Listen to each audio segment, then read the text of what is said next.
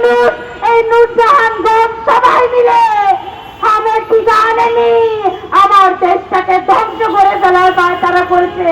যার ফলশ্রুতিতে 2026 সালে আমরা হাহাকার দেখছি। কয়েকদিন পরে আসছে ঈদ, অনেকে গরু কিনছে, অথচ একটাবার ভাবেন সেই বাবার কোলে শিশু কাতরাচ্ছে, গগন বিদারী কান্না, যে বাবা পারছে না আইসিইউর বিল দিতে। আমার খেটে খাওয়া মানুষগুলোর পক্ষে 1 লাখ, 1.5 লাখ, 2 লাখ টাকা দেওয়া কি সম্ভব?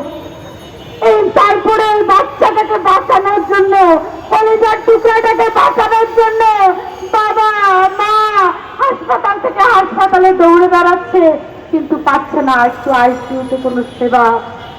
দেখেন বাংলাদেশে প্রত্যন্ত অঞ্চলগুলোতে হাসপাতালের অবস্থা খুবই খারাপ, করুণ চিত্র। গত 18 মাসে এই চিত্র আরো করুণ করেছে।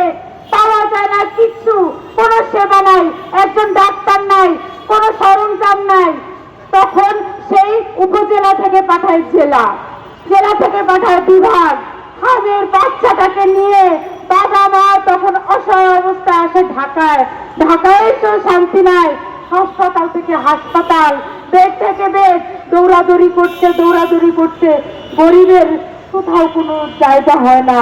মন্ত্রীর বাচ্চারা যদি হামে আক্রান্ত হয়, তা বড় লোকের বাচ্চারা যদি হামে আক্রান্ত হয়, তখন তারা দেশের বাইরে নিয়ে যেতে পারেন। অথচ আমার কৃষকের বাচ্চারা মারা যায় কৃষকের হাতে, আমার শ্রমিক ভাইয়ের বাচ্চারা মারা যায় শ্রমিকের হাতে।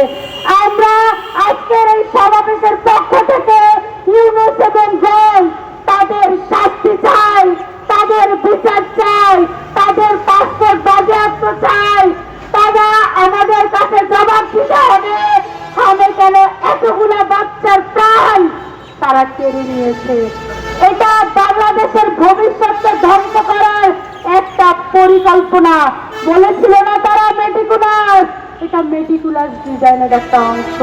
বাংলাদেশ যাতে ধ্বংস হয়ে যায়, তাই বলবো যেসব বাবারা মায়েরা আজ অসহায়, তাদের প্রতি দোয়া রইল এবং বাচ্চাদের